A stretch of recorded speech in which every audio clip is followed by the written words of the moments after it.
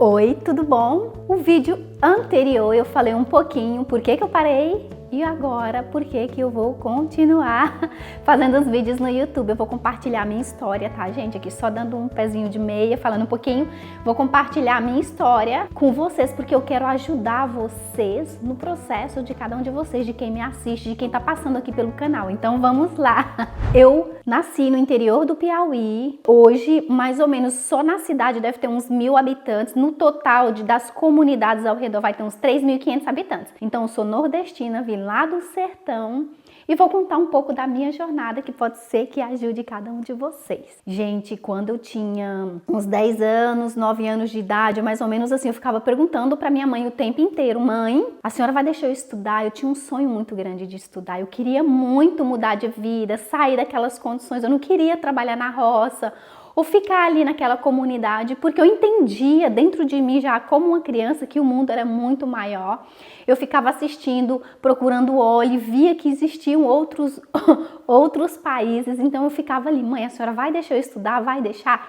Então o que a minha mãe fez? Perguntou para minha tia que morava em outra cidade se eu poderia, conversou com eles que eu estava terminando a 4ª série, se eu poderia morar lá para estudar. Então foi tudo arrumado para eu começar a estudar lá. E eu tinha somente 13 anos de idade quando eu saí de casa, quando eu saí do meu leito familiar para morar com outras famílias.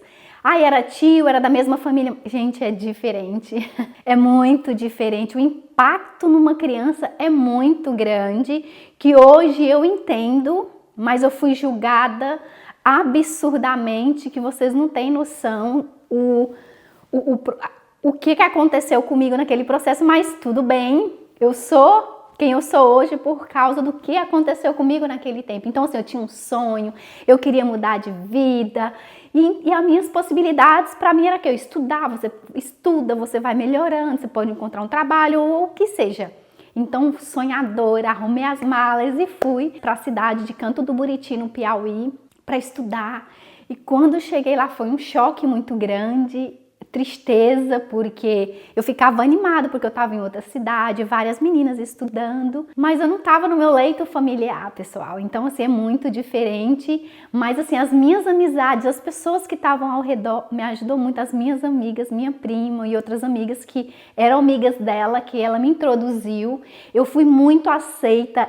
Isso foi muito importante, as amizades dela e como ela me incluiu no grupo de amizade dos amigos dela, foi muito importante para minha jornada. Gente, eu andava, não tem aqueles carros abertos, então era eu, um monte de gente que ia fazer feira lá na minha cidade, então, que é um momento assim bem interessante. Então a gente entrava no carro atrás, ele cobria as mercadorias e nós ficava bem no canto do carro, e o carro lá, a gente poeira para todo lado e a gente se divertindo, fazendo a festa. Era muito interessante.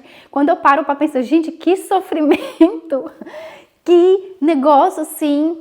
E a gente, novos, 13, 14 anos, alguns, então a gente se divertia, a gente ria muito, a sobrancelha, cabelo, roupa, gente, vermelho de poeira, naqueles pau de arara, e a gente fazendo a festa, foi quando a gente é novo, olha a percepção que a gente tem das coisas, por mais difícil que seja, por mais que vá criar traumas no futuro, mas assim, era muito interessante, e eu tenho essa lembrança, a gente lá nos pau de arara e capoeira, cobrindo os olhos, a gente não conseguia, areia, mastigava areia, e assim, tipo, nada tá acontecendo, nossa, não tem nada aí acontecendo, mas é muito interessante essa parte da minha história. Quando eu estudei, eu não tive tanta base, que eu vim do interior. Então, eu não conseguia acompanhar na escola, eu não entendia o que os professores faziam. Por exemplo, fazer uma palavra-chave, faz uma palavra-chave. Gente, eu ficava, e agora? O que é isso, uma palavra-chave? Então, assim, eu tive bastante dificuldade de entender, de acompanhar. Porque na minha cabeça era assim, eu acordando 3 horas da manhã e passando o dia inteiro estudando mais cedo, eu vou conseguir acompanhar. Mas eu não conseguia acompanhar porque eu não tinha base. Aí veio o quê? Veio um bombardeio de julgamentos que eu escutava as pessoas falando de mim, mas eu falava, mas o que eles estão falando de mim? Ah, ela não quer nada com a vida. E assim, eu sempre fui muito sensível para sentir o que as pessoas falam, para sentir aquela energia que tá tendo ao redor. Então assim, eu fui muito julgada, como não queria nada com a vida, ter uma oportunidade, mas não queria. E assim, só eu sabia os sacrifícios que eu estava fazendo para ser aceita naquela família, para ser a boazinha, para me calar, para colocar um ovo para cozinhar dentro de uma chaleira e colocar umas pitadinhas de vinagre para não ficar preto, porque a gente areava antigamente as coisas. Eu vim de família que a gente areava até brilhar, até a gente se enxergar e ver os pingos d'água. Então assim, e ter momentos da pessoa chegar para mim na casa dela e falar assim, eu nunca esqueci. O filho falou assim, não mãe, eu não quero porque ela colocou vinagre, vai estragar o ovo. Eu falei, não vai, é para não ficar preta a panela. E eu era obrigada a derramar toda a água e fazer tudo de novo, porque o filho queria daquele jeito. Então assim, não foi fácil. Eu tive que passar por vários desafios, eu tive que aprender várias coisas, eu tive que me calar, que ser boazinha para ser aceita naquele ambiente.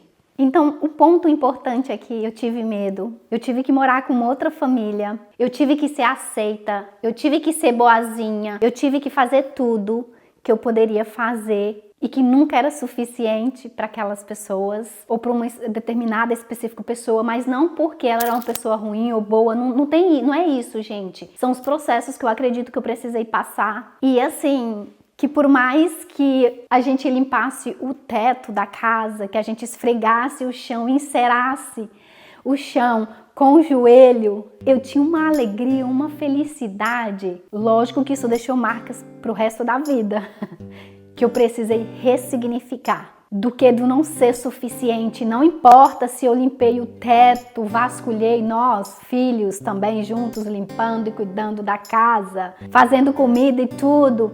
Então assim, mesmo eu encerando a casa, com os joelhos furando, rasgando o joelho, assim, às vezes machucando o joelho, para agradar, para deixar tudo impecável, nunca foi suficiente. Então às vezes você acha coisas que você tem hoje dentro de você, que você às vezes se pergunta, mas por que eu ajo desse jeito? Por que eu ajo assim? São coisas que aconteceram na nossa infância, são coisas que a gente, dentro do âmbito familiar, a gente absorveu, que é aquela coisa de que pra mim, na minha vida adulta, nunca estava suficiente. E hoje é algo que eu trabalho muito com isso.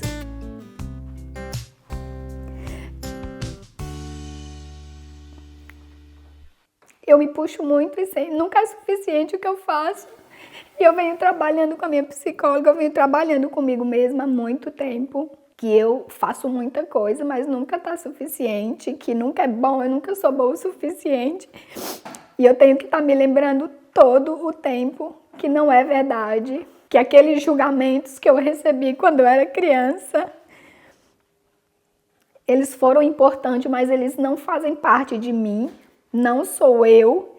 Então a mensagem é assim, cuide de você, mude coisas que não são suas, que eu não acredito que Deus nos colocou assim, foram a sociedade, família, que seja às vezes a mãe, o pai, quem seja, que nos ensinou aquilo, mas que não faz parte da nossa alma, do nosso espírito. E eu entendo isso hoje, mas é um trabalho minucioso, é um trabalho diário que eu preciso fazer comigo mesma. E eu tô aqui onde eu tô hoje, eu me puxo muito, vocês não têm noção. Quem me conhece sabe e o quanto eu quero fazer bem feito, mas às vezes na minha cabeça... Gente, tem dia que eu faço assim inúmeras, milhares de coisas, mas na minha cabeça tá assim no final do dia. Você não fez nada. Você não tá fazendo nada. Que são as vozes que eu escutei de quando eu era criança. Então eu quero deixar aqui, eu quero passar essa mensagem para vocês. A gente às vezes acontecem coisas e agem, não é porque a gente é assim. Foram pessoas que foram falando pra gente ao decorrer da nossa vida, principalmente na infância, quando a gente é novos. Gente, a gente é uma esponjinha. A gente absorve tudo. A gente tá num modo hipnose. Então aqueles julgamentos, aquelas palavras ficam fixados. Aqueles sentimentos dentro da família e sociais ficam enraizados no nosso cérebro. que a gente precisa passar por um processo de cura, de limpeza e de entender que não é nosso. Mas que eles foram importantes por um tempo, mas que às vezes hoje já não me serve mais. Então, é essa mensagem que eu quero deixar para vocês. Eu espero que tenha ajudado no seu processo. Eu me emocionei porque é voltar para o que aconteceu comigo, é pensar e também ressignificar e ter coragem de compartilhar com vocês, porque eu quero ajudar você que está aí me assistindo, porque a gente tem muita coisa que não é nosso e que não nos pertence mais e que não vale a pena a gente carregar mais conosco. Então, um abraço, fique com Deus, se cuide, aperta o coração. Beijo, gente!